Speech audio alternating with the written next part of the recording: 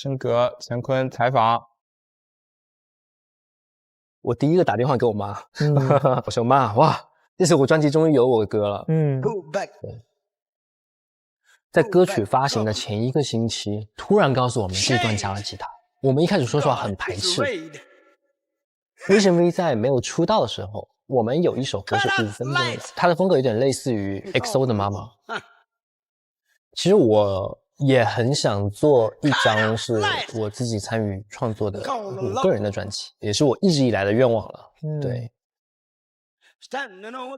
欢迎各位回到葵桑升格，我是 Ken。那么今天呢，我们采访的朋友大家应该非常熟悉了，欢迎乾坤老师欢迎啊，谢谢。终于也是跟乾坤老师有机会坐在一起的聊一聊了，好开心啊！因为之前我看过你们的给我们的 reaction， 给我们歌的 reaction， 所以那首歌我还蛮喜欢。对 Big Bands 那首歌，对，然后那好像是第一次 reaction 我们的歌吧，对吧？那你会更喜欢我们频道的技术方面的分享，还是说情绪感受的这种分享？以我来讲的话，我觉得技术分享会更多一些，我更喜欢多一些。因为比如说像你们会分析它的编曲，分析它的混音之类的东西，然后我看了，我也可以从里面去感受到你们说的是什么东西，我懂你们在说的是，比如说你们讲什么失真啊，这个那个东西，我跟你们是一样的感受。说实话，那太好。对啊，所以我觉得真的很专业，非常专业，真的。我也有看到你也有作为一个 UP 主在 B 站有个自己的账号嘛，没错，而且你都是自己拍摄跟剪辑的。拍摄、剪辑，然后找 BGM，然后还有字幕，所有的后期就一条龙，一条龙的。对，你觉得这种对于作品完全的掌控是令你感到兴奋的点吗？其实怎么说呢？因为我为什么会全程自己做呢？因为我想的是，我出去玩，我去拍一些旅游的 vlog 的话，我拍的所有的内容是只有我自己知道的。我自己去剪辑的话，整个效率会提高，成品也是没错，更能把控的这种感觉。因为我是觉得做 UP 主其实也跟你现在做这种一些歌曲的制作人、作曲编曲的这种感受其实是相通的。没错，都是一种创作，我觉得。对。今天为什么邀请乾坤老师，就是因为大家也知道VisionV最近刚刚发行了他们的冬专，没错，白色定格，然后乾坤老师自己作曲编曲的歌也是没错，收录在了其中。但当然这首歌我们稍后会详细讲一讲。我首先比较好奇的问题就是，作为歌手和作为一首歌的制作人，你的感受有什么不一样？歌手的话，其实就是在大众面前，在我们的粉丝面前，我们可以去尽量的展示我们自己本来就有的一些才能，或者是训练出来的一些才能。那做制作人的话，感觉就是在幕后大家看不到的地方，我去为这个作品我去努力，自己的个人的想法也会更多一些。因为在歌手的时候，比如说我们团队活动的话，有的时候呢，跟其他成员我们需要去磨合，需要去配合很多的点，包括是跳舞也好，然后唱歌也好。比如说一首歌里面前面一个成员这个地方唱的比较亮，对这首歌的表达会比较亮，因为我们录音都是分开录的嘛。那前面一个成员比较亮，后面一个成员比如说他声音比较偏暗一点的话，听感上面就会突然就会有个很大的一个差异，所以我们就得去配合。对。然后制作人的话，那我就说实话，在做歌方面，我就可以去尽量去表达我想做的什么东西。你觉得现在这两个身份哪个压力更大一点？让你其实都有啦。都有压力。对，歌手的话毕竟是大家都看得到的嘛。对啊，万一有一点小失误的话，自己也会很内疚那样。以前也经常在舞台上有过很多的失误，对啊，然后就下来之后，刚才怎么会唱成这样？对。那制作人的话就是比如说像这次发行这首歌出白，那毕竟是第一次我们的团队收录我创作的歌曲，所以我会想成员们真的喜欢这首歌吗？就是因为这是公司选择的嘛，不是成员们选择的。然后这首歌到时候呈现出来，我们的粉丝会喜欢这个作品吗？还是挺多压力的，像第一次的都是第一次的那种。对，你有没有想过如何平衡这两者？因为我现在主要工作还是歌手，制作方面的东西全部都是利用我现在的休息时间，平时行程之外的休息时间在做的一个事情，包括是剪视频也好，做音乐也好，全部都是。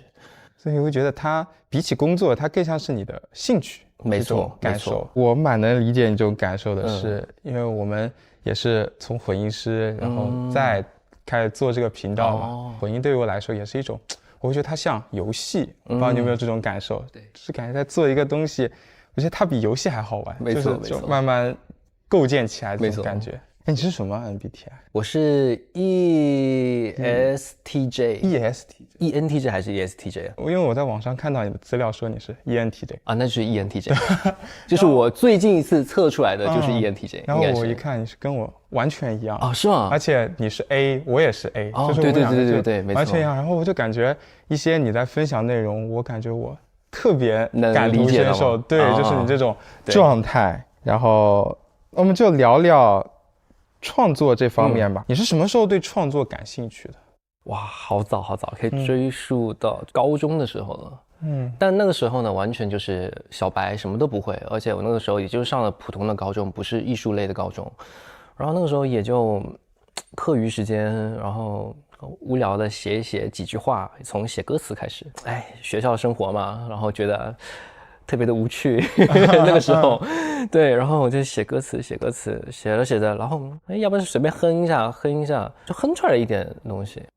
那时候没有什么和弦的，没有，完全没有这个概念。就是像以前有一位歌手叫张帝，张帝老师，他以前就是比如说经常会就是 freestyle 去唱一些那种的，就有点类似于那种情况，就很简单的一个旋律。每个人的身上是都有毛，我来给你唱毛毛。到底我们身上都有些什么毛？我来唱给你们知道。从那个时候开始之后呢，我爸给我买了一台 iPad，然后上面有个软件叫 GarageBand， 酷乐队，酷乐队，因为它上面你不需要任何知识，它有一个自动和弦的这个功能嘛。对。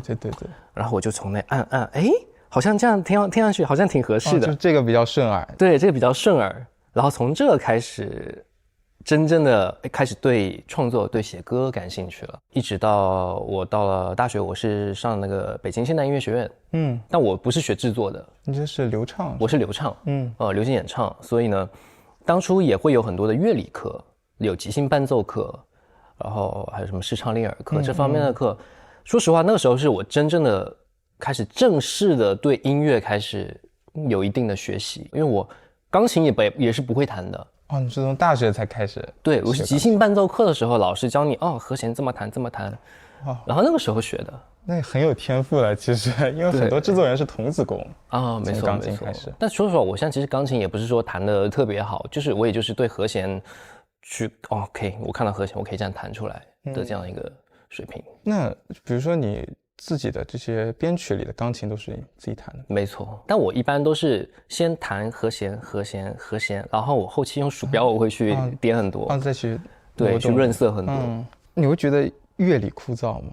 就是乐理，因为我听说你大学的时候成绩很好，就是在学乐理啊、视唱练耳的方面。其实是挺枯燥的，但是我上课的时候，比如说经常有时候老师突然讲到一个新的知识点，比如说讲到什么自然大小调啊，就各种各样的这种调式的时候，然后又去会用一些歌去给我们分析，然后那时候我觉得好神奇哦，原来我听到这些歌是用这样的方式去写成的，然后我也那个时候也会在课余时间，我会去尝试用这种方式去试试，原来是这种感觉，是感受那种和弦的情绪。对，没错。就以前听歌的话，就真的什么都不知道，什么这首歌好好听。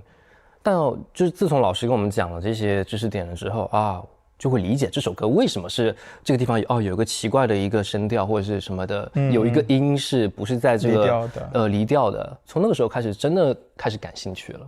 那学编曲呢？编曲其实是我到了海外之后，应该是出道一两年左右的时候，我有一天我跟公司说我想学编曲，因为我一直到那个时候我一直在自己去看一些网络上的视频，去学一些技巧什么的。公司后面就给我找了一个老师，每周去上编曲课，然后那个老师也是跟我是非常有缘分的，是跟我是同年同月同日生。哇！对，同年同月同日生，然后所以我在跟他学习的过程当中，包括我后期的创作当中，一直都有跟他进行一个合作，包括这一次的这个出白，就特别合两个人，两个人在做音乐方面特别合，然后他也是教我很多的东西，让我去理解一些什么合成器的运用啊，然后音色的怎么样去制作一些你想要的音色啊，用合成器，然后那个时候真的学到了挺多的东西的。记忆中你第一个做出来的作品是用编曲上？那是用 GarageBand 做的，用酷乐队做的。高中的时候。对，然后呢，其实后面也被我们的粉丝们挖出来过。这也能挖出来？挖出来过，我在网络上有个视频叫做《故人归》。我知道，是那个，那个是你拿酷乐队做的。没错，拿酷乐队做的。然后那个时候求着我爸妈给我买一个麦克风，买一个那种以前的那种小的一个 K 歌声卡，用那个去录下来的。然后呢，还叫我老爸用 iPad 跑到公园里面去简单的拍一个 MV， 因为那个时候我有参加一个其他的一个比赛，然后那个时候我就想，要不然用这首歌试试看，玩一玩。结果怎么样？成功了，但虽然到后面本来那个比赛也是成功之后要出道的，然后后面就出道就慢慢的流产了，然后我后面就出来了，然后后面又到了海外去了。我看你好像《故人归》还有一个。那个是我学完编曲，我在学编曲的过程当中重新又制作了一个版本，被粉丝挖出来的第一个那个视频的时候，我觉得挺丢脸的。然后呢，我想我怎么样去可以扭转这段历史，然后我就想了，要不就重新再编一个吧，因为我觉得那首歌它旋律是 OK 的，是我喜欢的旋律，然后要不我用现在的技术重新再去编一个吧，然后又编了一个新的版本，纯就是演奏的版本出来之后，好像大家原来这首歌可以这么的不一样，是可以有这么大的变化，然后大家都挺喜欢的，也是让大家感受到了这种编曲的不同，没错，带来的感觉。惊叹生死无常，转眼血染黄沙。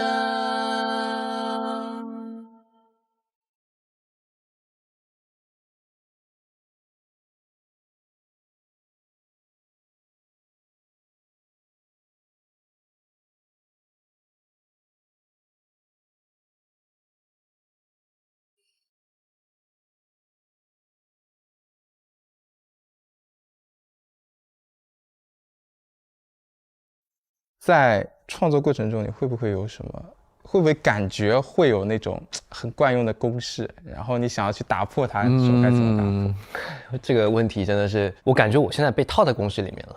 这也是我最近其实在创作当中遇到一个很大的一个瓶颈。因为开始学编曲之后呢，我一直听的音乐大多是我们公司出的歌曲。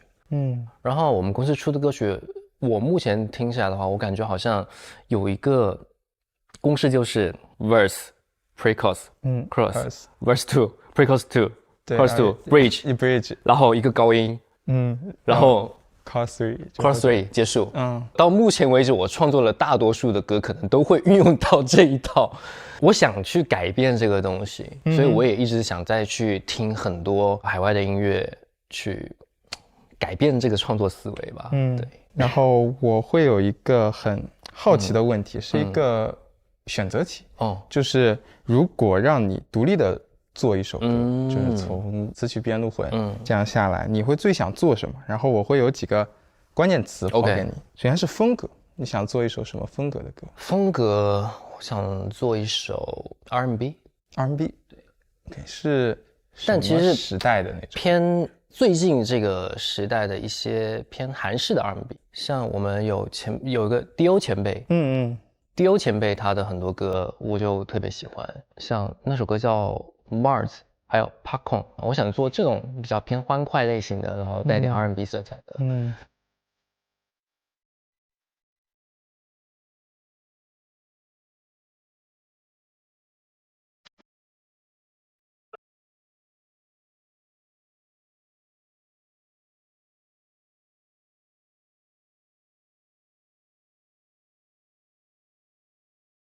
它的底色是一个就是比较偏现代的 R&B。没错，电子元素比较多。它电子元素其实也不多，它也是用了很多这种原声的乐器去创作的。说实话，我现在的创作大多数都是用电子、用合成器的东西会比较多一些。我未来也是很想用原声乐器，真的就是纯的钢琴、吉他、电吉他、贝斯、鼓。举个例子，像周杰伦的歌，周杰伦的歌其实就有很多是用那种真的纯原声的几大件这样去做的歌曲。是的，是的。对，因为我的偶像是周杰伦。我知道。对，我受他的音乐影响非常大。周杰伦的最喜欢的是哪首歌呢？我喜欢的歌太多了，就你会喜欢哪个方面的？是快歌还是情歌？情歌，觉得他的优点在哪里？就是什么地方非常打动你？比如说像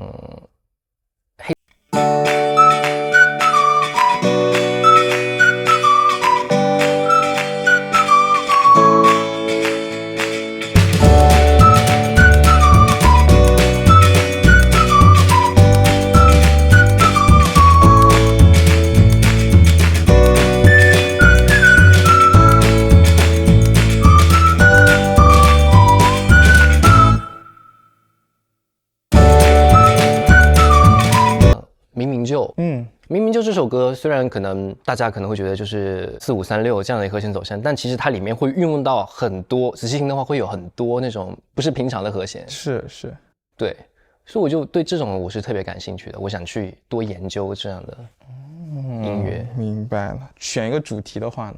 主题的话，因为我特别喜欢大自然。像我平常拍 vlog， 我都是深入到大自然里面，我很少在城市里面拍。我想去把就是我在平时在大自然里面去感受到的，就比如说听到的鸟叫声，听到的虫叫声，我看到的极光，我看到的星空，我想以这个主题开始我未来的创作生涯。描述一个氛围，就是一个环境的这种感觉。对，哇，这个感觉有非常多的可以发散的点。但其实有个很搞笑的是，我目前我发行的歌曲，一首叫 Rain Day，还有一首是这个叫初白，一个是写雨天的，一个是写雪天的，下雪天的，都是跟这个大自然是有关系的。是。你会喜欢更偏律动还是旋律的？你也说了，其实应该是更你说技术上，或者说对旋律写得好，和弦用得好的这种。没错。那它其实也是作曲主导还是编曲主导？我觉得记忆点应该会在旋律上面吧。我到目前为止创作的歌曲都是先有的编曲，再有的作曲，最后有的作词。就是先搭一个编曲的框架，然后再往上去。没错，因为我很多编曲我是有了旋律之后，我还会再进一步的修改，会根据歌曲的旋律再去做一些的修改。怎么样打破这个和声框架去写旋律？你有想过这个问题？就像周杰伦，你提到周杰伦，他有很多旋律其实是打破这个和声框架。这个其实我跟很多的海外作曲家他们在一起创作的时候，他们会领导着我，去打破这个框架，所以我也在跟他们这样一起创作的过程当中，也是感受到了很多不一样的思维。他们方法是什么？他们其实也就是随便的哼唱，大家一起在一个空间里面听着这个伴奏，一直反复的听，然后像他们会就随便唱一些英文歌词，然后就可能今天我早上我起床了，洗澡了，可能我干嘛，这样类似这样的很简单的歌词，这个旋律慢慢的就这样出来了。我们会一直开着手机录音，就是 Soundcamp 的没错状态。你最喜欢的音色或者乐器是什么？我说实话，我运用的最多真的是钢琴。我能感受到很多歌曲中间都会出现。我感觉我现在创作的每个作品，不管是创作的好玩的，还是就是真的是想发出来，都会运用到钢琴。对，因为我太喜欢钢琴了。你希望是实录的音色为主还是？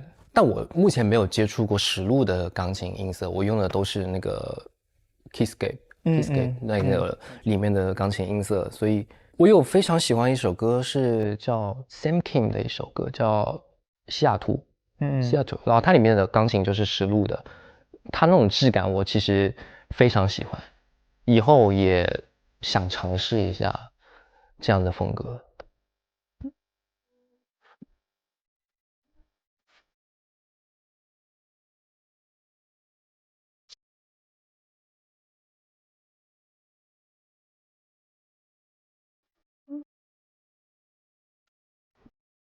我们可以期待一下了，就是这个风格的歌曲。我们来聊一聊一些你的已经发出的作品吧。好的。为什么我个人对乾坤老师非常的好奇，就是因为我在看你资料的时候，我在 B 站上找到一个视频，它是在 NCT 的那个账号下面发的，你关于 Phantom 对你自己做的 remix 的一个 breakdown， 然后我说哇，那我们邀请乾坤老师过来做一期，应该很适合我们的节目。对，我们就可以先讲讲 Phantom 这首歌，为什么会选 Phantom 做 remix？ 其实很简单，就是那个时候我们刚刚发行这首歌了之后，然后我们那个时候也在进行一个 fan meeting 的一个巡演，fan meeting 巡演当中呢，就说实话就每天在听这首歌，这首是我们那个时候的主打歌曲嘛，真的是有一天我在酒店里面，我们那时候在一个行程当中，我在酒店里面我。半夜，我突然间想，这首歌做一个带一点中国风的这样的乐器融合在里头怎么样？我想到，我马上就起来打开电脑开始做。这是中国风有没有，比如说周杰伦以前的歌对你的影响太大了？我是唱的青花瓷入选的我们公司的，还有那个什么擦干木，那有一个那个什么雨下一整晚，这种类型的歌，你觉得这首歌跟原版的区别是在哪里？其实原版的话，去看着 MV 去听这首歌的话，你会感觉就是真的走进了那个 Phantom 音乐剧里面。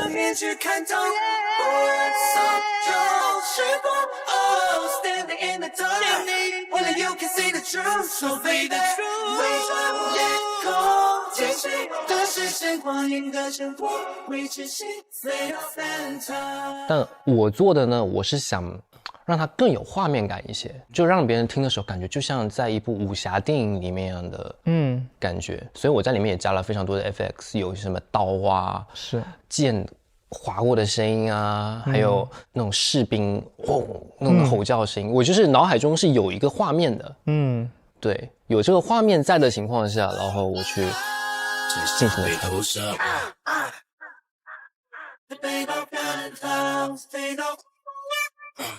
What is it?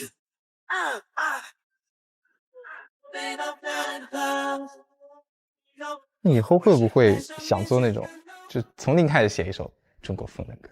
其实有想过，而且这也是我们团队一直非常想做的一个事情。因为我们都唱中文，我们会说中文，那我们为什么不去做一首真的有融入我们中华元素的歌曲呢？所以我想未来的话，有机会，我们不管哪怕是我也好，哪怕是我们团队也好，都想去尽力去推进这个事情。你觉得什么元素比较能代表你心目中的中国风？就是我受影响最多的，像周杰伦哥哥，他就是运用了非常多的传统的五声音阶、和弦这样去写歌，然后你听上去就会觉得，这就是中国风。然后再融入编曲里面的一些古筝也好啊，还有他会运用到什么琵琶、箫啊这种的乐器去进行一个他的歌曲的创作。这个是对我来说是一个中国风的标志。五声音阶，对。再一个就是把这些传统的乐器去跟这些 trap 跟这些合成器去给它结合到一起。因为我感受到在 Phantom 这首歌里，你的一些创作就是你前面说的用 trap 跟一些 synth space 对作为底，然后上面是用的一些民乐音色。以前可能他们做传统的 trap 的时候是用合成器，然后在这里用民乐去代替了合成器，没错，去做这么一首歌出来。对，想去更提出一点它那个中国风的那种味道。然后包括运用到很多箫的声音，还有古筝的声音，就是想让这个氛围更浓厚一些吧。我的 voices in my brain， 也就是所有实现 When just gets louder， 也 just gets harder。就像黑夜，像那瞬间，谁在改变？我还有一个印象很深的是钢琴，就是你说的最后一段的那个钢琴，那段你觉得他的情绪是什么？那段对我来讲的话，因为我们之前在这首歌出来之后，粉丝们最喜欢的关于我的 part 就是那个 part，那个 bridge 那个 part，就感觉我从中间走出来的时候有一种神性在，他们的说法啊，不是我自己的说法啊，对，有一种神性在，然后我想怎么样在我的 remix 当中把这一段再去更升华一些，那我就融入了我最喜欢的乐器钢琴，我想怎么样可以让它更悲壮一些，就真的是有那种古代的，就是那种打仗的那种画面的那种，然后比较画面在出征的那种感觉。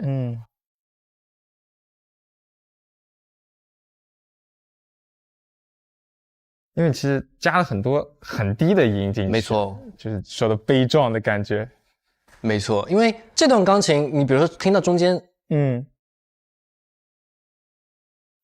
这鼠标点出来的。啊，这是用鼠标点出来的，因为这一段当初我做了3个版本，有一个就是想用那个5声音阶噔噔噔噔噔噔噔噔噔这样做了一个版本，但后面听着觉得好像不够把这个情绪提起来，然后我有个朋友他在上海音乐学院，他是纯钢琴专业毕业的，然后我就去打电话问他，我把这段钢琴发给他，我说怎么样可以让这个更有情绪一些，然后他就给我你就这样，然后就跟我讲了之后，然后好，我知道了，我试试吧。然后我就用鼠标去点，因为我说到我手指没那么快，我不是弹那个 classic， 我不是弹 classic 古典，我不是弹古典的，所以我手指弹不了那么快，我就用鼠标一个个去点，用点蛮贴合的。永远成为时间的光谱，听不见这失落的喧嚣的 Let it go， Without warning， 灵魂就会释放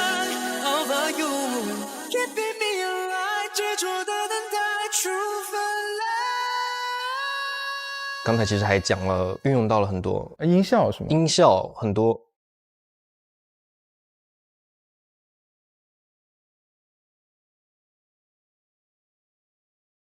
这种其实是会感觉是那种，像电影里面那种画面，有点剑拔弩张，然后后面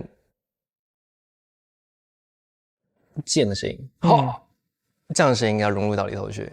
所以你会喜欢在编曲里加更多电影感的音色吗？对，我会，因为我喜欢在创作的时候有画面。对，我很多时候说实话是先有的画面再开始的创作。就是感觉我看到了什么东西，我就要把这个东西在音乐里面开始呈现出来，一个这样的感觉。聊到这个 remix，我比较好奇的就是，如果再让你选一首魏神 V 到现在为止的歌去做 remix， 你会选什么？我其实很想，最开始我想做的是《Oh My Youth》这首歌，这首歌是我当初一听到 demo 我特别喜欢的一首歌，然后我本来想把它做成一个抒情版的，纯抒情版的，就是但是呢，主歌那个感觉的，对。但是呢，我们这次的巡演当中，然后公司也有了这个想法，然后就先做了，已经做掉了，所以我到了后面我就是开始想，要么去尝试一下其他的，就是包括 frequency 超频率，然后还有那个 turn back time。超时空回应该是这个名字，对，超时空回。因为我有一段时间，我特别沉迷于在编曲上，虽然没怎么正式去做过，但我沉迷于就是做一个 rock 的改编，rock 版本的改编。其实我记得威神 V 早期的几首音乐有很多 rock 元素，没错，因为我们有一首歌叫《秘境 Keep Back》，然后我们在一场演出当中，我们公司把这个版本改成了 rock 版本，然后我们后续在很多的音乐节里面，我们都运用到了这个版本。真的 rock 版本，它可以很容易的去带动现场这个氛围，对，它很适合现场，特别燃，而且我们唱的也爽，是的，真的很爽，就是后面那个电吉他那种声音，然后那个架子鼓那种声音，因为它是完全跟着你们的情绪走，没错，然后。当然最好的就是有现场的 band 帮我们这样来去演奏的话，那就更完美。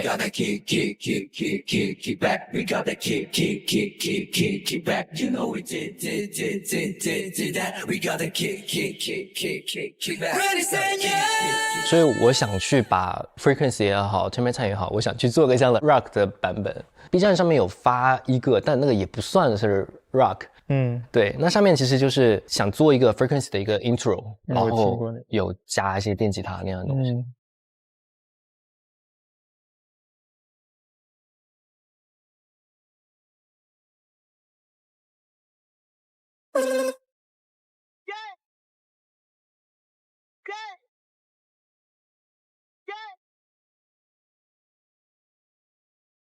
因为 rock 我之前也没有做过，我在学校的话，那个时候我也完全不感兴趣的 rock， 然后也是听到了公司对我们有一首歌的一个 rock 的改编之后，我才开始感兴趣的。现场的氛围感染到了你，因为现场氛围你是用原本的这个伴奏，跟你用一个改编版的一个 rock 版本的伴奏是完全不一样的氛围。我们甚至会有的时候觉得原版的时候会听得太多了，我自己也会有疲倦的感觉。我们一直想要有新的编曲，粉丝也听过那么多遍了，我们也听过那么多遍了。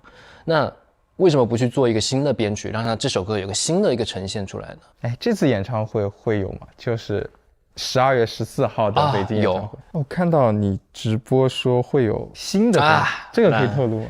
这其实可以啦，对，因为刚好我们最近发行了这个冬专嘛，白色定格嘛，所以我们也想是在末场最后一场，把这个舞台第一次带给我们的粉丝们，真的是首场演出哦，就是这个舞台的第一次在我们的粉丝面前表演。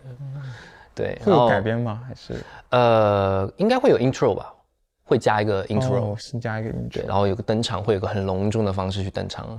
哇，期待了，要不要来看？可以啊，要不要来看？我其实有帮你们准备2张票哦，有空吧？有空吗？可以，好 ，OK， 谢谢，没事，邀请你们来看，来感受一下，好呀，这个氛围。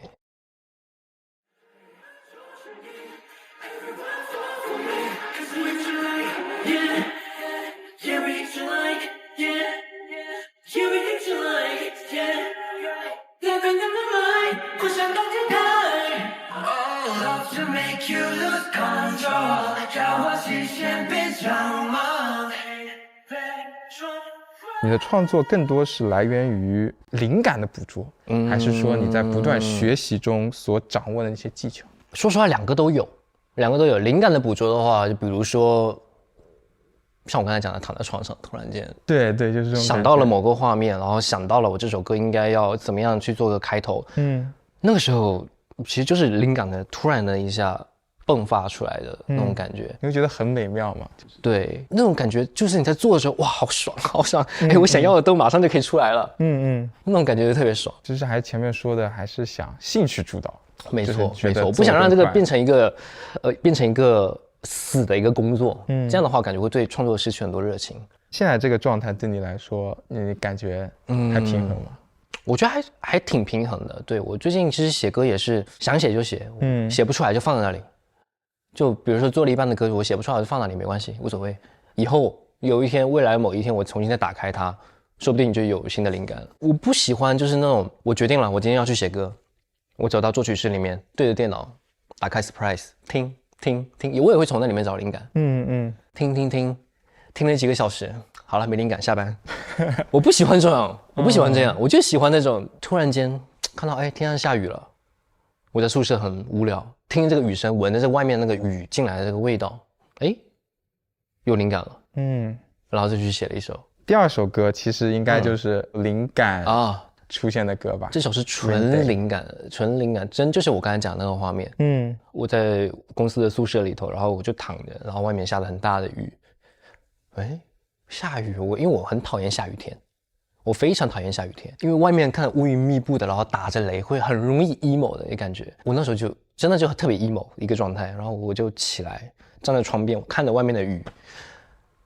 为什么下雨天不能是开心的呢？你很恩其实这感觉是恩人想的是吗？就是马上去发散到一个抽象的问题里去。对，而且我当初我 Rain Day 那首歌里面的开头那个雨声的采样是当时录的，就当下那个环境下我录下来的，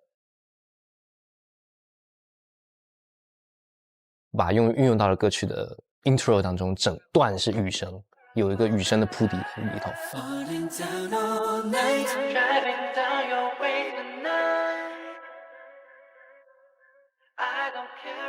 我比较好奇的是，我看介绍是它是一种回忆的感觉嘛？是，就是没错。回忆，我觉得回忆来自于可能是一些合成器的这种音色。没错。然后我还有一个感受是，其实它是偏复古的。对，没错。这首歌其实当初我有特别喜欢的一首歌，是HON 他们有首歌叫 I Got You， 然后那首歌给了我一个像类似于 reference，我听那首歌，你可以做个这样类型的歌。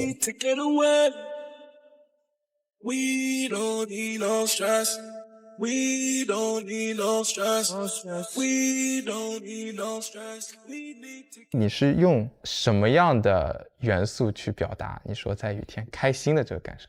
比如说像这个地方，最后一段副歌，你听到后面有个噔噔噔噔噔噔噔噔噔噔，可以把这个情绪提起来，就感觉就是雨滴滴下来，咚咚咚咚一个弹起来的那种感觉。然后我觉得这个画面是很美的，我觉得对我来说是一个很开心的一个画面。那种雨也像是你心里的一些悸动那些。没错，这个其实还是一个比较小的点，也是比较抽象的，说实话。也是，其实大家不这么会关注的这个点。然后我还有一个觉得很有意思的元素，就是贝斯嘛。这首歌应该贝斯蛮重要的吧？因为贝斯换了很多，对，你一直在换。你觉得这个贝斯是想表达一种什么情绪吗？其实怎么说呢？我一开始我做的贝斯是没有那个中间那个是实录的吗？不是 MIDI 这里，这是 MIDI 做的，这也是 MIDI。对。就一开始是没有这个吗？一开始没有这段的，一开始其实都是前面的 synth bass， 对，然后就做了很多滑音啊。没错，做了非常多的滑音，因为我也是因为受到我们公司的歌的影响，你其实仔细听我们公司的歌，在他们很多的主打歌里面，会运用到非常多贝斯的滑音。是，我觉得 SM 很多歌它的重点是贝斯。没错，你其实听像比如说 aespa， 他们的很多歌就是。对，然后我们的以前的歌也很多都是这种，比如说 Turn Back Time， 它那个贝斯，一直这样反复的一个 loop 在那个地方，所以我就想一开始我就这么做了，然后后面呢副歌的话，公司就给我提意见，你副歌可不可以再做点改变？我这个怎么改变呢？说实话，那个时候因为我当初第一个版本的就是现在最后一段副歌的编曲。是一模一样的，就是像刚才讲的公式化，我就是真的就是复制过来。然后那个时候，无意间在网络上我刷到一个视频，然后那视频是 Cherry Puss 他在介绍他的 Attention 这首歌的创作过程。开始 breakdown 就嘴哼，然后是吧放音频那种。对，他也是介绍他这首歌，就是感觉好像副歌要来了，马上要开始有一个 drop 的那种感觉了。但是他突然切掉，然后变成了用 bass， 然后去呈现这首歌 Attention。 Like here comes the drop, oh my god, here comes the drop, and then I don't give them the drop, I give them the anti-drop。 这一件 anti-drop 是对这个风格。对，然后那我就想要不我们也用这种方式来尝试一下。然后就在第一段副歌我们改成了就是以 bass 为主导的，而且是更偏律动的，没错，感觉，因为前面其实是连在一起的，没错。然后再到第二段也不一样，是吧？第二段那个贝斯也不一样，那个是用的是那个 AOA， 它更像一个对。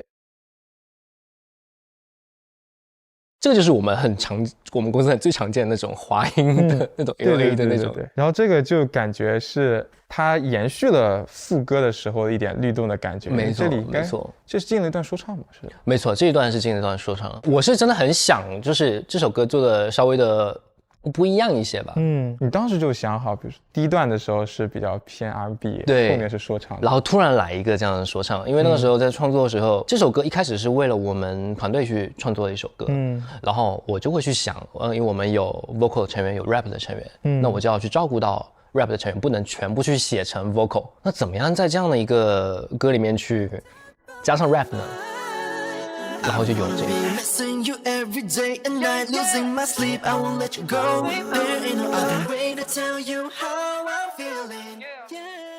其实整首歌的律动很多是低频带来的，没错，这是你创作时候的思路吗？其实我这个低频是最后才有的，我贝斯一般都是最后才做的，比如说先用 EP 弹。EP 弹了之后，弹了和弦之后，找到一个感觉了，然后加乐器，先有了所有的 synth 之类的乐器合成了，然后我才去加 beat，加了 beat 之后呢，我才会去想 bass。这个思路其实因为我关注到很多电子音乐人，他们是从鼓跟 bass 开始，没错。然后你这个思路其实会不一样，华语流行他们其实会喜欢，没错，从和弦开始做。又回到刚才那个，就是受了周杰伦的影响太多了。怎么说呢？我感觉这个贝斯，因为你是最后做的吧，没错，你更像是感受到了整首歌的情绪之后再去做贝斯，就是它不只是一个可能律动或者说频率的填充。对，很多时候它反而更灵一点。没错，有的时候就是你鼓已经出来了嘛，鼓已经出来了，它已经有一个基础的一个律动在了，然后你贝斯怎么样再去把这个律动再去更提出来一些，我就会在贝斯上面会下很多功夫，但这之间呢也是有非常多的，像我刚才讲的那位老师的帮忙，他在贝斯方面真的是，我觉得他真的写贝斯 line 写得很厉害，然后他给我非常多的帮助在写贝斯 line 上面。这首歌我听说你改了很久。改的过程而且非常的辛苦。你觉得难点是什么？就比如说副歌加那段 rap， 本来那段副歌就是有一个耶耶耶，就是一个人声唱的一个耶耶耶耶这样的一个声音，但他们觉得有点空这一段，他们坚持跟我讲你这段加的 rap， 然后你知道我是在个什么样的环境下写的这段 rap 吗？什么样的？在隔离的时候，我其实会有点悲伤吗？或者我那个时候其实已经有点，就是我那个时候隔离的应该是第2周还是第3周，已经是有一个就是比较迷离的一个状态了。写吧，写，你要写很欢乐的，对，然后写吧，然后就有了那一段 rap， 包括你编曲的修改也是，公司一直给我 feedback， 我就在酒店里面远程跟着我这位朋友一起。2个人，这个地方怎么样怎么样，就是每天去跟他聊怎么样怎么样，这个地方要不要这样会更好一些，就这样真的是一个很迷离的一个状态下去完成了这首歌的修改，然后所以到最后，总共是修改了有9个版本，这很多了。对，但它这9个版本不是说大修改，像这首歌的旋律来讲的话，基本上在第3个版本就已经结束了，大多数还是修改是编曲。对，你有没有什么坚持一定要保留的点？这首歌当中，我这儿应该是这儿吧？你听到后面有个 clef 的声音，当当当当当当当。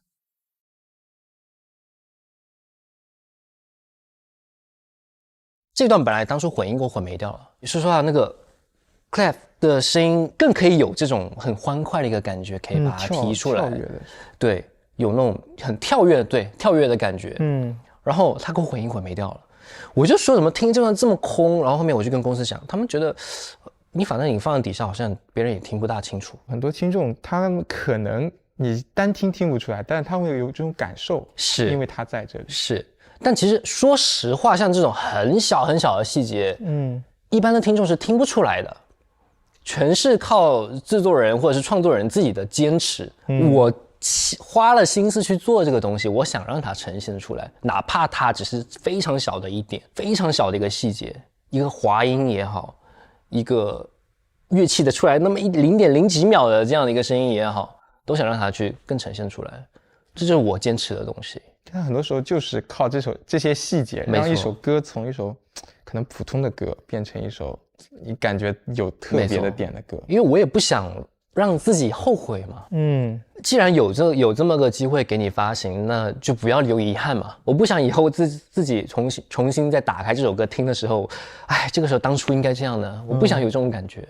所以我一直到最后都每一个步骤我都去仔细的去 check。我们再聊聊第3首歌，好，也就是今天的算是重头戏之一，就是来自于魏晨 V 的新专东专里的这首由你自己作曲编曲的歌，叫做《出白》。没错 ，First Time。我们来聊聊创作背景吧，先是。这首歌是在23年的时候，有一天我跟我的就刚才那个老师，他现在是我非常好的朋友了，我们现在已经不是师生关系了。他穿插在你的好多作品里。没错，就是我们现在就是经常一起创作的一个朋友的关系，对，一个很好的一个搭档。他经常懂我要什么，我也懂他怎么样去呈现这个作品。所以那时候我在他的那个工作室里面，我们2个小酌一杯的时候，那个时候就一直放听歌，然后我们想，要不来一首比较温暖类型的歌。我没有写过这种风格的歌，然后2个人在有点微醺的状态下就开始去找音色、调音色，更像那种圣诞歌曲嘛。对，没错。就比如说像我们开头的这个pluck 的音色，这个音色就是我们现场调出来的，不是找到的音色。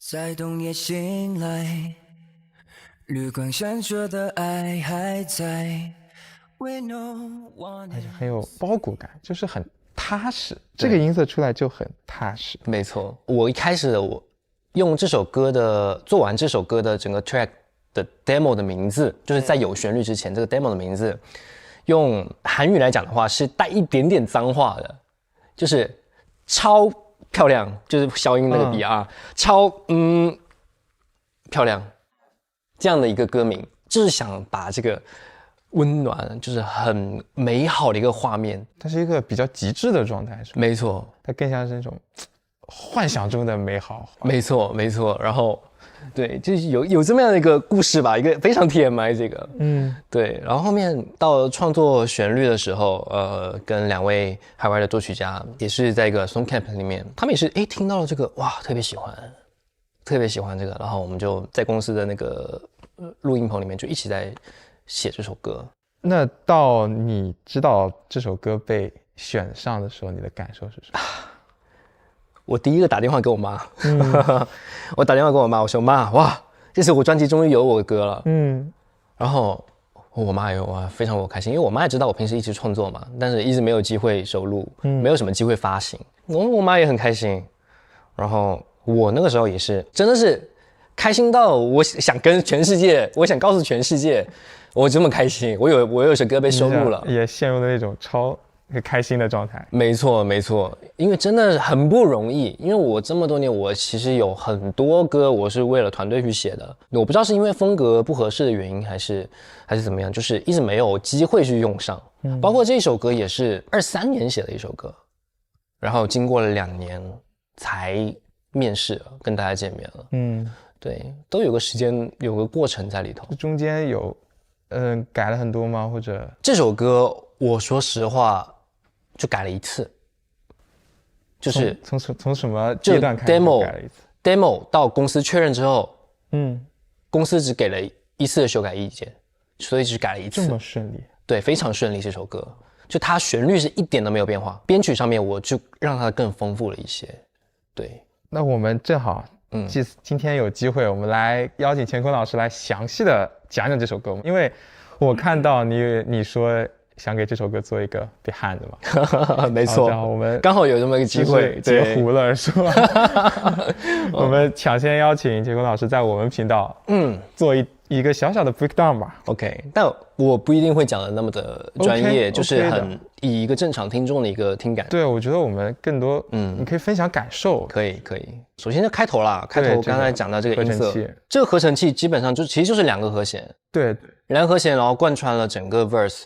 因为我也想经常会听到很多，像以前周杰伦他有首歌叫《忍者》，对，他也是2个和弦写出来的一首歌。是，我就想，怎么样用2个和弦也可以去呈现出一下美好的画面。然后我当初就在钢琴上面弹，噔噔噔噔噔噔噔噔噔，就这么出来了。这真就随便弹出来的。我记得这个音色在后面是不是有个变体？没错，但其实就是换了一个其他的音色，应该是这个吧？对，它是一个更遥远的，没错，更有空间感的一个音色。不再纷纷散散，就是像我刚才讲的，我被困在这个框架里头，那我怎么样去可以去逃脱这个框架？那我就是在每一段编曲里面，我再做一点不一样的变化。开头我看你给我写的那个有 bass 对吧 ？Verse 1对 ，Verse 1的 bass， 但我觉得 Verse 1 bass 其实没什么，就是刚才我们讲的滑音，这可能对你来说是基本操作了。对，就是这首歌里面我应该就会放一个这样的东西，就已经是一个思路了，正常的一个思路了。写歌的时候，也许会变成一个 tag。对，但这个其实这个 bass 我没有把它拉得很长，就是一个对。就一下就点一下那种感觉，这个也是有一点故意去设计。我觉得有点打破了前面还是比较连续的，没错，就前面说比较安稳的感觉，没错。然后这个感觉欢快了一点点，或者对跳跃了一点。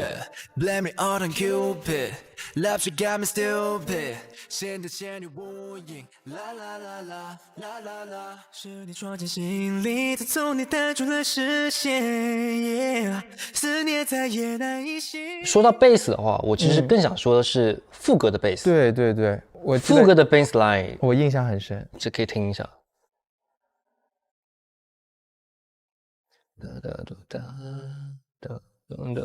是我的 lullaby, girl, you're my rhythm and blues. You're the one thing that I'm living for. 这个单听我会觉得它像大提琴，就是、会吗？对，它在这里就像一把，可能有些传统的抒情歌里的那种。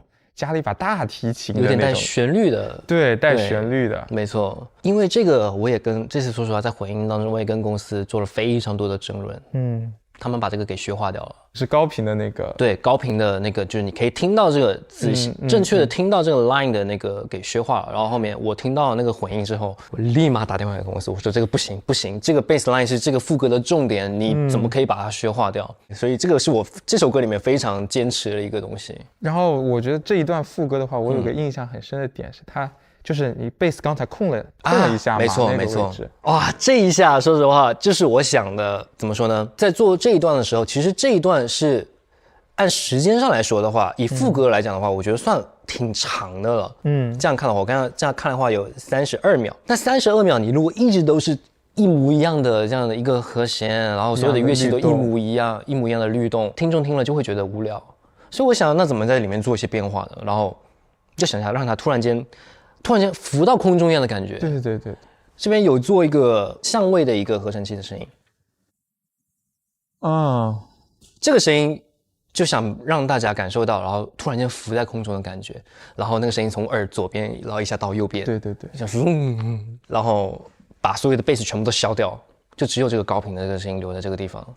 对，这是当初特别的一个设计。说实话，这首歌因为它的贝斯其实还是比较满的，对，低频的感受是比较满的，对。然后就突然感觉抽空了，对，抽空了一下，就这么一下，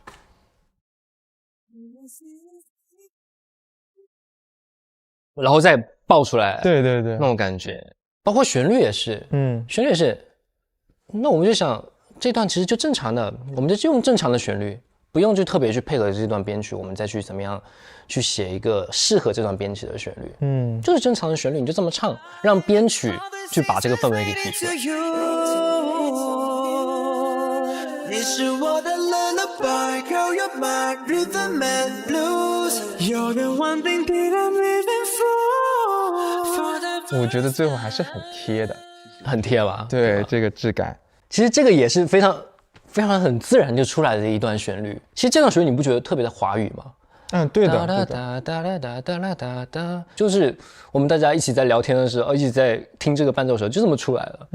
其实你听 pre-chorus 的时候，第一段跟第二段也是不一样的。对，第一段你会收得很干净，其实。对，就完全是一个很空灵的一个 pad 铺在底下。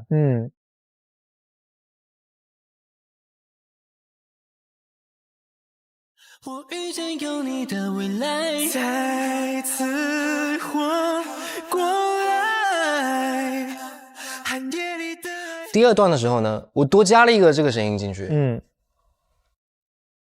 这很圣诞。对，就让它这一段会变得更亮。我本来你看，其实第一段也有加的，但后面我把它取消掉了。所以我就觉得，要不然就有一点变化嘛。第一段就是很干净的一个感觉，很空灵的感觉。然后第二段呢，再把氛围再提升起来一些。比如说像 pre-chorus 有一个哈哈哈的一个声音，哈哈哈，哈哈。对，就是这样很简单的一个，就一轨。就一轨这样就出来了一个，就是想还是我以氛围吧，想去呈现那个氛围为主吧。Look into my eyes， 我遇见有你的未来，再次活过来。寒夜里的爱，这里真的很经典就是这一段，感觉是小时候听的那种。特别这个和弦，没错，一个个。但这一段也反正只是先有了这一段的编曲，然后再有的那个曲子嘛。所以呢，当初旋律在想的时候，也想一下怎么样，要不然就用这个编曲的这个旋律。这一段 pre-chorus 我也是非常喜欢的，但是因为一起创作的那位海外作曲家，他叫 Seven Days， 他也跟我们公司写过非常多的歌，然后他唱转音真的是非常的厉害，他在转音上面真的就是随便就来的那种，真的就是与生俱来的天生的条件。然后我们就这首歌以后我们要唱怎么办？我那个时候就是这个想法。但听感上面，说实话，他这样的唱法是最好的一个呈现方式。是的。所以呢，还是保留了它这些转音。我说没关系，留住吧。反正也不知道到时候是我们队用还是谁用，因为这歌就是丢到公司的曲库里面的，是不知道这首歌未来会变成什么样，会变成我们的歌，还是突然变成其他前辈的歌，这都不知道未来的事情。就一转头又回来了，真的一转头又全部都回来了。对。然后副歌在第2段副歌的时候，我加入了钢琴。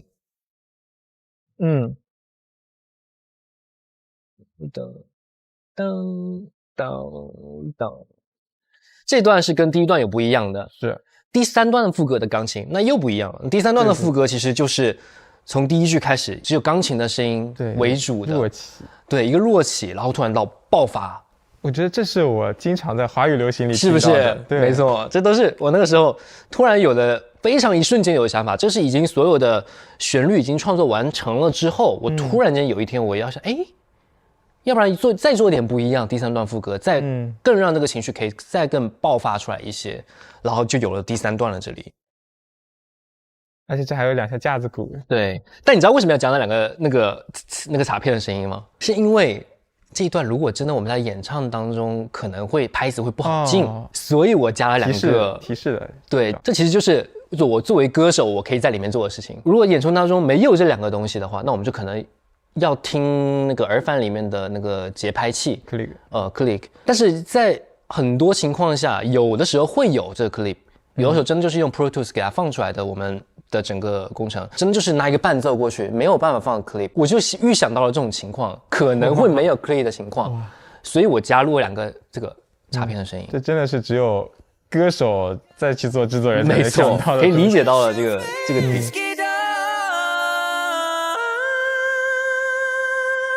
Cause starting for the first time， 好想拥抱你不放开。我会觉得还有一个点是，其实是跟前面的 bridge 连在一起听，因为 bridge 的那个 kick 其实它跟前面的律动是不一样的。没错。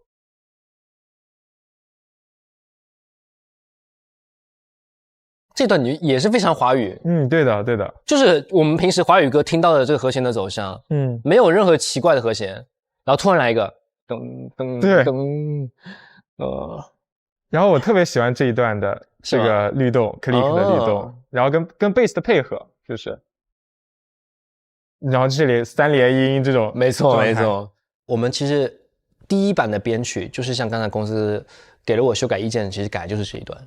加了这个3连音的这个痛，因为当初其实就是很平的一段，很平的一段，然后我们就想怎么样让这段可以再有不一样的感觉，所以我们就倾尽所有换来你一次进来，深深的因为是我的挚爱，你的气息我无法离开。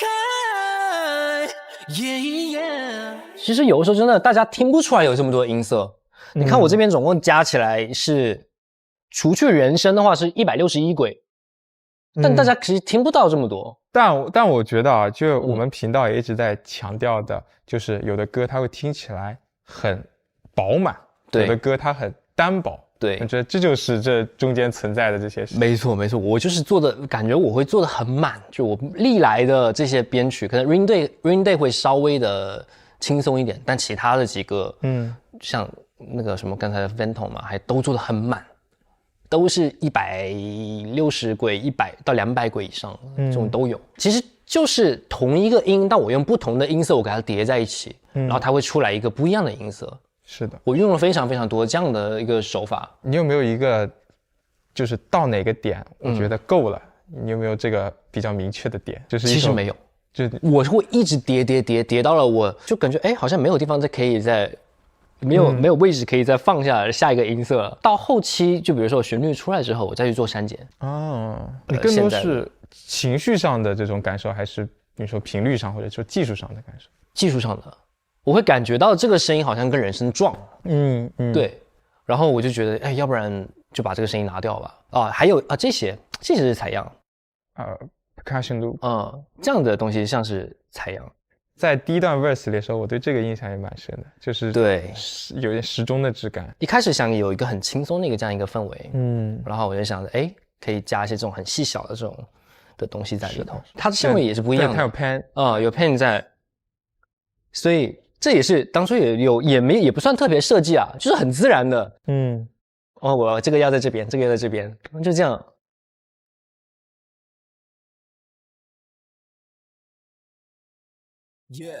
Blame it all on Cupid, love she got me stupid. 现在牵你无影，啦啦啦啦。然后副歌里面，我相信你们一定没有听到一个声音，什么？应该是这个，有一点管弦乐的东西在里头。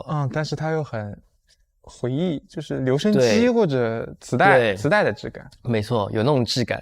但其实你在最后出来的成品里面很难去听到这个声音。但我就是以一个氛围，我给它铺在那底下，仔细听的话是可以听到一点点的。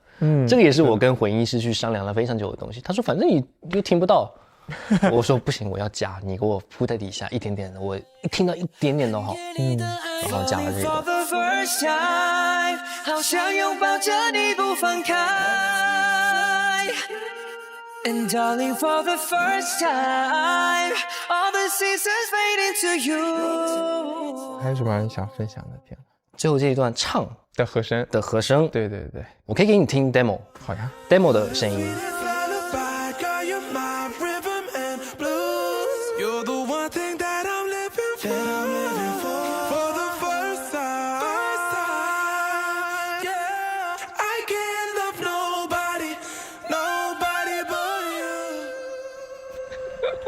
这个录音难度是不是很大？对他来说是没难度的，对这个作曲家来说是没有难度的。这当初真的就是他随心的唱 ad-lib 唱出来的，这些那高音的后面的那些和声，是他真的随性这么唱出来的。然后我在唱的时候，我那时候我觉得那是压力山大，我说哇，这首歌以后怎么办呢？我脑海里就是这个想法。但还好，我们这次在准备这首歌的时候，我有准备2个 key， 一个是现在的这个原 key， 然后还准备一个降一个的调，然后我给成员们听，我说你们选吧。然后后面肖俊嘛，我们的主唱，然后我就问他，我说你可以吗？真的这个。没关系，来呗，来呗，唱。我也是后来才知道，这是他可能能唱出来的最高的音了。就最后那个和声那个。对。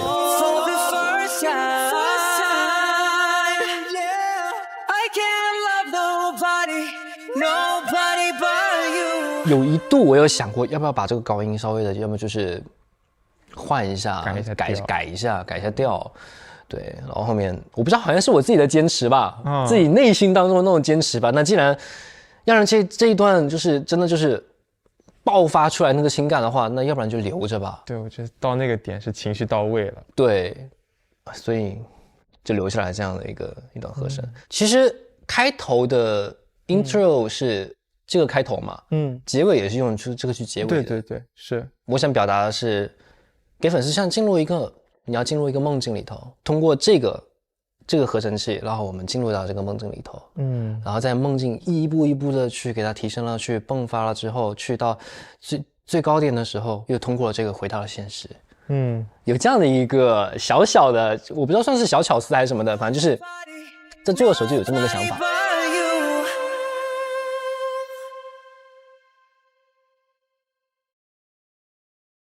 然后也用它串联起整首。然后呢，对啊，你要是单曲循环的话，那就完全可以连接得上。是。对啊，大家就可以听很多遍。没错。